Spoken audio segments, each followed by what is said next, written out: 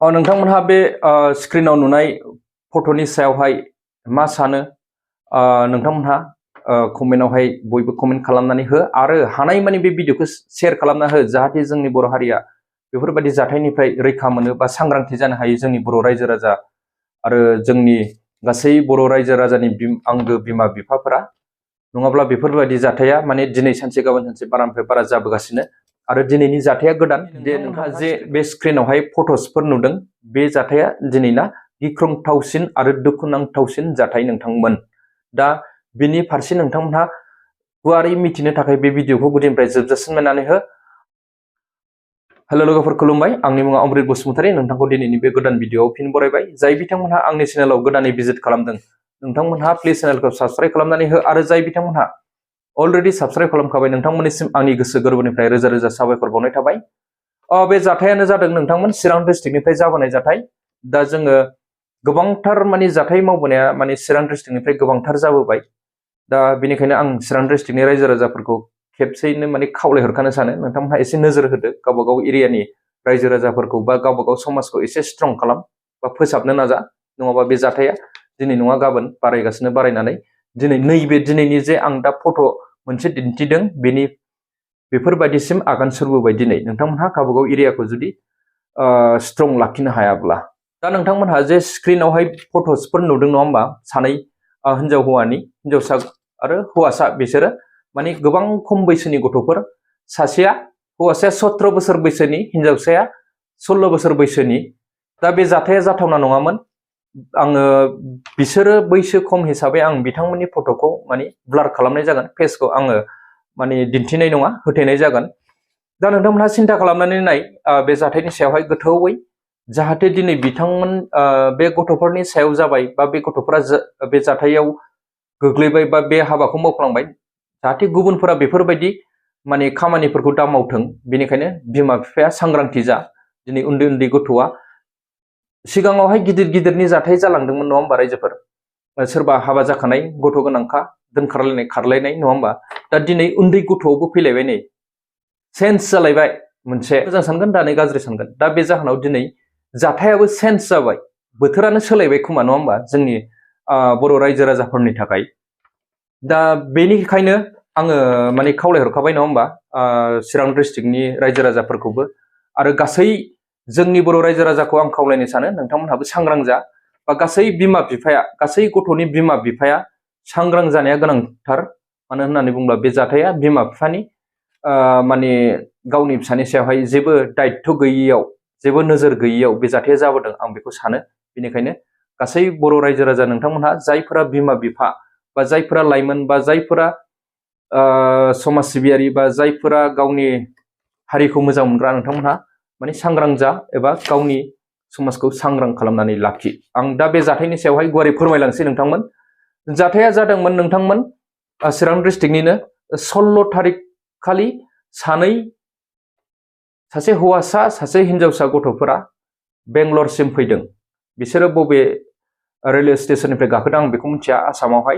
नाथाय बिसोरो बेंगलरसिम फैदों बेंगलरसिम फैनानै बिथांमोनहा माने 16 थारिखआव ट्रेनाव गाखोनानै 18 थारिखआवहाय बेंगलरनिनो एसएमबिटि रेलवे स्टेशनाव सौफैदों बियो लास्ट स्टप जायो हा नोंथांमोन लास्ट जोबथा बे एसएमबिटिआ बे एसएमबिटि रेलवे स्टेशनाव गोबांथार जाथाय जायो आं सिगाङावबो भिडिअ बानायखांबाय अट' ड्राइभारफोरजों थगायजानाय बेफोर जाथाया जागासिनो दासिमबो जोंनि बर'फोरा सांग्रां जायाखै दाबो सोलिगासिनो दा बे जाथाया ओरै जादों माने सासे माने उखाकान्त राभा होननाय गथ' सासेया 17 बोसोर बैसोनि बियो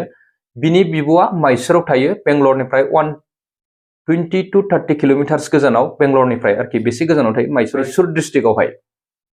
दा बियो गावहा गथ' मोनदों होननानै बुंदों बेनि थाखायनो माने गावनि गथ'खौ नायनो थाखाय गावनि फंबायखौ लेंहरदों जाहैबाय बे फंबायखौ लेंहरनायावनो नैबे जोंनिनो बर' हारिनि सासे जोमै बसुमतारी होननाय 16 बोसोरनि हिनजावसाया बेजों फैफादों मानि थाखाय फैफादों जों बेखौ दा मिथियाखै गुवारै जों जेब्लानाखि बे गथ'खौ मोनबोगोन अब्लासो जों सोंनाय फिननाय खालामनानै बे क्लियार जागोन दा बे गथ'खौ मोनबोयोबा बिनि फिन भिडिअ मोनगोन नोंथांमोनहा नेक्स्ट भिडिअ नेनानै था आरो बे भिडिअखौ शेयार खालामनो हो नोंथांमोन हानायमानि बा जेसेबां हायो एसेबां जाहाथे बयबो सांग्रां जानो हायो दा आङो बिसिनि एड्रेसफोरखौ खोन्थाहरनि मोजाङै बेनिफ्राय आं जाथायखौ गुवारै फोरमायगोन उखाखान्थ राभा 17 बोसोर बैसोनि बिनि डेट अफ बार्थ 25/08/2007 बिदिबा 17 बोसोर जायो नङा होमबा दा 2024 मायथाइनि सिमावहाय बिफानि मुङा सुखारि राभा BTC औगुरि PO औगुरि साब डिस्ट्रिक्ट बेंटल डिस्ट्रिक्ट चिरां स्टेट आसाम पिनकड 783394 बियो उखाखान्थ राभानि एड्रेस बियो आधार कार्डनि एड्रेस ना नोंथांमोन आरो हिनजावसानि एड्रेसा जाहैबाय बेबो आधार कार्डनि बियो जाहैबाय मिस जोमै बसुमतारी 16 बोसोर बैसोनि बेनि डेट अफ बार्थ 27/05/2008 होमबा दासिमाव 16 इयार्स जाबाय बे गथ'नि बैसोआ बे हिनजावसानि बैसोआ बिफानि मुङा कमल बसुमतारी आरो बेखौ जोंनिनो माने आमटेकानि एबसुनि प्रेसिडेन्ट खोन्थाहरनायबा बियो क्लास 7 आव फरायो होननानै दासो क्लास 7 नाथाय बैसोजों क्लासजों एसे डिफरेन्ट जानानै दङ बेफोरो माने जाखायो नङा होमबा बैसोजों क्लासजों डिफरेन्टआ दा बियो क्लास 7 आवसो फरायफुगासिनो दंमोन बैसोआ 16 बोसोर दा बिनि गामिया नाम्बार 1 जांसिबारि PO आमटेका PS आमगुरि डिस्ट्रिक्ट चिरां आसाम दा बिसोरो दिनै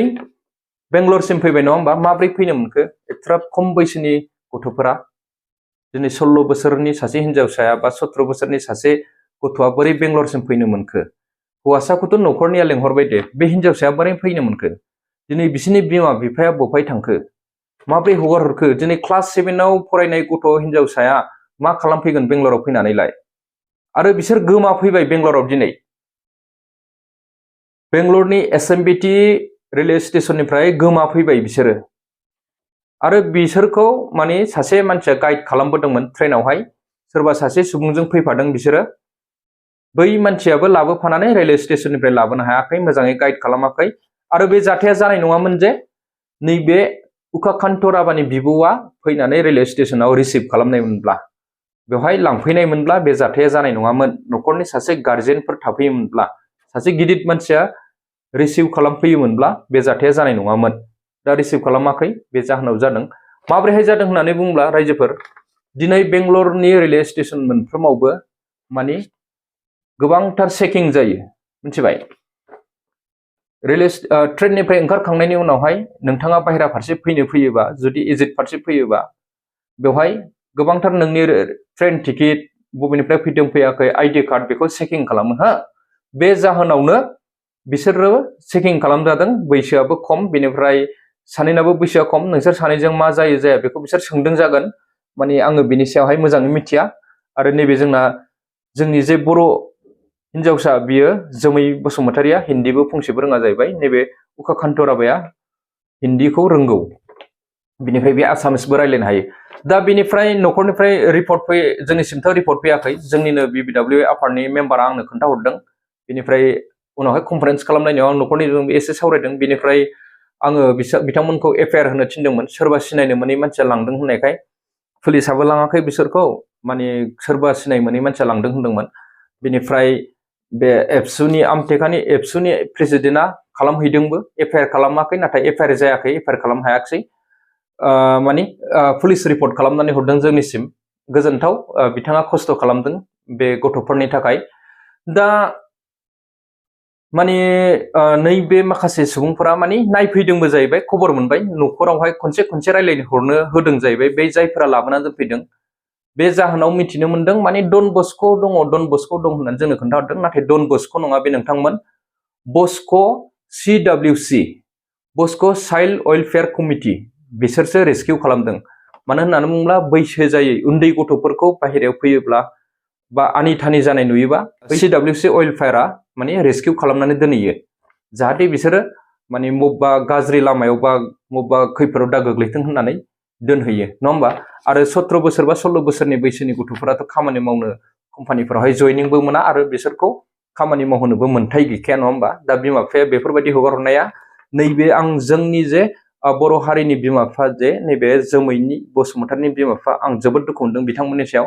गावनि फिसाखौ माबोरै हगार हरा बिसोरो दासिमबो दायित्व गैया होननाय खोनादों आङो मोजांबो रायलायहरा बिसोरो बेनिखायनो दा बे जाथायखौ जोङो रिक्स लानानै मोजाङै सावरायनानै जों दिनै हानायमानि नागिरनानै बस्क' CWC आव मोनहैदों बेनिफ्राय जोङो गोबांथार नागिरनांदों मोनथाम मोनब्रै ब्रान्स दं बिसिना ब्रान्चेसफोर दं हिन्जावसाखौ आलदा दोनो हौवासाखौ आलदा दोनो हिन्जावसाखौ जों मोनसे जायगायाव नुबोबाय हिन्जावसाया माने गाव गोसोआव माने ओरैबायदि गाबखांनाय दंसै दा बेनाव ओरैबायदि खस्थ' मोनबाय माने दिनै भाषाबो रोङा ओरैबायदि जायगायाव जोबथेनानै दोनजाबाय दा गेटनि सिङाव गेटनिफ्राय बाहेरायाव फैनो मोना बिसोरो न' सिंनिफ्रायनो न' सिङावनो दं दा बे गथ'खौ नायबोबाय गथ'आ जोंनि मोखां नुनाय लोगो लोगो गाबबाय ओरैबायदि दुखु मोनदों जोङो माने बेफोरबायदि माने उन्दै गथ'फोरा बेफोरबायदि जाथाय जाफैयोब्ला दिनै बिनि फारसे दिनै खौरां मोनबाय बा बिनि फारसे थंखौ मोननायखायसो मोनामोनब्ला मा जागौमोन दा नैबे CWC लाङाखैमोनब्ला मा जागौमोन बै समफोराव जे जोंनि 8 जन बर' सुबुंफोरखौ तामिलनाडुआव लांनानै बुख्रुब सुख्रुब खालामनानै थाखा दाबि हरदोंमोन नङा होमबा दा बेफोरबायदि जाथाय जों जाबावबाय नामा बा सोरबा किडनेप खालामबाय नामा जों बेखौ सानदोंमोन आरोखि दा नाथाय बाहायगौ मोजां बेफोरबायदि जायाखै दा गथ'आ मोजाङैनो दङ हिन्जावसाया माबाया जोमै बसुमतारिया मोजाङैनो दं गथ'आ जोंखौ नुनाय लोगो लोगो गाबदों आंजों लोगोसे आफादगिरि जोंनि BBW आफादनि आफादगिरि बिनिफ्राय आफादगिरिनि हिन्जाव बिसि आरो बिनिफ्राय जोंनि BBW नि मेम्बार सासे आइजो जों सानै आइजो लांफानानै थांदों बिनिफ्राय जोङो हौवासाखौबो नायनानै फैदों हौवासायाबो थिगैनो दं बियो उकाखान्त राभायाबो थिगैनो दं माने नैबे हिन्जावसाया गबानो बे हौवासाया गगोन होननानै जोंनिसिम फोरमायदों बिथांमोनहा दा हिन्जावसानिफ्राय न'खरनिफ्राय फैनो हायोबा मोजां होनदोंमोन आरो जुदि फैनो हायाब्ला मोनसे आइडिया दङ बेखौ फोरमायहरदों बा जोंखौ फोरोंहरदों माने जोंनावबो आसामाव CWC दं नङा होमबा जोंनि बिटिआर हालामावबो दंदां आसामाव दङ नङा होमबा नैबे काजलगावनाव बहायबा दं होननाय खोनादों CWC आव थांनानै बिथांमोनहा न'खरनिया थांनानै माने मोनसे लेटार रेडि खालामनानै हरनांगोन मेल खालामहरनांगोन नैबे CWC सिम माने न'खरनिफ्राय ओरैबायदि जोंहा उसुबिदा थांनो हानाय नंला नोंथांमोनहा उमुगमोननि आखायाव गथायदो सोरबा न'खरनि आखायाव बा BBW नि आखायाव प्रेसिडेन्ट सेक्रेटारि बा सोरनिबा आखायाव गथायदो होननानै नाम मेनसन खालामनानै मोनसे लेटार बानायनानै हरनांगोन मेलनि थ्रुयै लोगोसे माने भिडिअ कलबो रायलायनाय जागोन गासिबो डिटेलखौ नांगौ नालाय CWC नि थ्रुयै थाङोबा जोबोद इजियैनो बेखौ मोनगोन होननानै बुंदों आरो न'खरनि बिमा बिफाया फैनो हायोबा बाहाय जेबो लेटार नांनाय नङा सिगनेचार होनानै लाबोनो हागोन आरोखि बेबायदि जोंनिसिम फोरमायहरदों बिथांमोनहा दा नैबे हिन्जावसाया माने निमान्स हस्पिटाल हुसुर रड खाथियाव दङ बेहाय माने बिथांमोनहा गार्लसखौ बाहाय दोनो आरो नैबे हौवासाया मेजेस्टिक खाथियाव दङ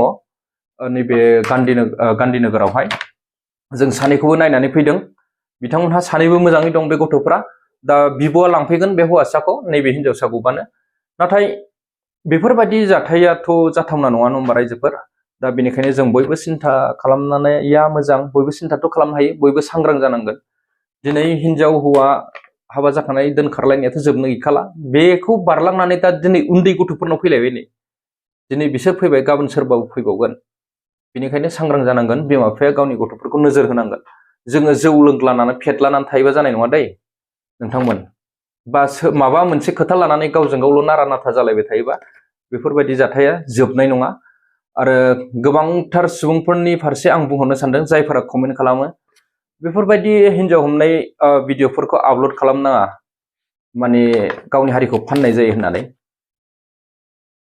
नंगौ खोथाया जोंबो भिडिअ आपल'ड खालामनो सानामोन नाथाय नोंथांमोन बायदि कमेन्ट खालामग्रा सुबुंफोरा मानो आसामाव मानो बर' हारिखौ गावनि हारिखौ मानो हमथानानै लाखियाखै दिनै हाबा जाखानाया मानो दोनखारनो मोनखो जोंनि समाजा जुदि थिग दंमोनब्ला बर' हारिनि समाजा आङो माने समाजखौ आं माने गाज्रि मोना नोंथांमोन जों बखिनोबो थाङाखै नाथाय बुंनांगौ बायद' जाबाय दिनै बेफोरबायदि मारै जाबाय थानो हाखो सानफ्रामबो बोरै खारबाय थाखो मानि आंखाल दं मा जाहोनाव बेखौ सिन्था खालामनो हायो नङा होमबा रायजोफोर कमेन्ट खालामनायाव इजि सोरखौबा हेफाजाब होनाय एबा बेफोरबायदि खामानि मावनाया इजि नङा नोंथांमोन दिनै जोङो हाथा हामा नागिरदों बे गथ'फ्रा मा जाखो मा जागोन होननानै ओरैबायदि दुखु मोनदों जोंनि गोसोआवहाय दिनै बेंगलर बड' वेलफेयार दं हिसाबैसो बेफोरबायदिखौ रेस्किउ खालामनो हायो नोंथांमोन BBWA आफाद दङखायसो बेफोरबायदि जाथायखौ बेंगलरनिफ्राय दिनै जों रेस्किउ खालाम हरनो हागासिनो आरो गुबुन स्टेटफोरावबो दङ गुबुन स्टेटफोरनाबो मावगासिनो जानांगौ बिथांमोनहाबो हेफाजाब होगासिनो जाहाथे आं लुबैयो माने बेफोर जाथाया जाहाथे बाहेरा स्टेटआव फैया जोंनि स्टेटआवनो जों बेखौ हमथानानै लाखिनो हायो आरो नोंथांमोनहा बुंनो हागौ थांखांनानै माने मिन्थिया होननानै गावनि न'खरनि मानसिया मा कन्डिशनाव दं बेखौ मिन्थियैनि जेबो खोथा गैया सोर हिनजावा सोरजों रायलायदों सोरजों रायलायाखै बा सोर गथ'आ सोरजों रायलायदों रायलायाखै बेखौ न'खरा जुदि दायित्व दंबा गार्जेना पेरेन्टआ जुदि दायित्व दंबा बेखौ मिन्थियैनि जेबो खोथा गैया दिनै बेंगलरसिम खारबोनांगौ बा मुम्बाइसिम खारबोनांगौ बा चेन्नाइ बा तामिलनाडुसिम खारबोनांगौ बा दिल्लीसिम खारलांनांगौ बे खोथायानो फैया माने जोंनो सम गैया जानांगौ रायजोफोरनाव बा न'खर जोंनि गार्जेनफोरनाव सम गैला जानांगौ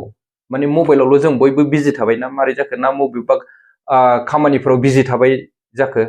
गावनि माने फेमिलिखौ माने नोजोर होनो बा फेमिलिनि सायावहाय दायित्व लानो थाखाय जोंनो सम गैला खोमा ना बेनि जाहोनाव दिनै बेफोरबायदि खारबोबाय थायो दा जेबो एसेबां माने गिदिर खोथा नङा नोंथांमोन बे सानै गथ'खौ जोङो रेस्किउ खालामनो हागोन इजिलि दा न'खरना बेफोरबायदि मावनांगोन बेनिफ्राय नैबे रोमै बसुमतारीजों सासे हिनजावसा आरो आसामनिनो दंबावो जों बेखौ नुदों मोखांखौ बेबायदिनो हाइटनि एखे बैसोनि नुदों आङो बेनिफ्राय मैयासो सासे हिनजावसाखौ माने सासे मुस्लिम हिनजावसाखौ रेस्किउ खालामनानै लाबोबाय न'खरनिया बेबो आसामनिमोन आरो नैबे हौवासाया जे जायगायाव दं बेहायबो आरो सानै आसामनि गथ'फोर दंबावो बिसोरखौ जों नुनाय जायाखै खिन्थु जोंनो खोन्थादों आसामनि सानै दंबावो होननानै बे गथ'आनो खोन्थादों उकाकान्त राबायानो बिसोरखौबो जुदि नोंथांमोनहा नांगौबा बा जोंनि सोरबाफोर सुबुंफोरा मिथिदोंब्ला बेंगलरावहाय टटेल 3 दंबावो सासे हिनजावसा सानै हौवासा बिथांमोनहा बे CWC नि आखायावनो दासिमबो दङ बिसि गोबावनिफ्राय दं जों बेखौ मिथिया नाथाय मैयाहाय सासे मुस्लिम हिनजावसाखौ न'खरना रेस्किउ खालामनानै लांबाय बेनिफ्राय बख'नानै लांबाय दा जोंहा जोंनि मावनांगौ खामानिया बेनो बाखिया जोमै बसुमतारीखौ जोङो न'सिम मोजाङै मोजां दैथायहरनांगौ आरो न'खरनिया फैनानै लांफैनांगौ गावनि फिसाखौ बेफोरबायदिजों जाया हा नोंसोरो गामियाव थानानै खोथा बुंहरबाल' जाया दा नोंनि फिसाखौ नों हगारहरदों हिसाबै नों लांफैफिननांगोन बे जों BWL निफ्राय खावलायनाय थाबाय दिनै भिडिअआ गोलाव जाबाय नोंथांमोन दा नेक्स्ट भिडिअ नोंथांमोनहा मोनफिनगोन बेखौ जुदि जों रेस्किउ खालामनानै लायोब्ला दा नोंथांमोनहा नेक्स्ट भिडिअखौ नेनानै थाबानो जाबाय दा दिनै बेखिनियानो थेंक इउ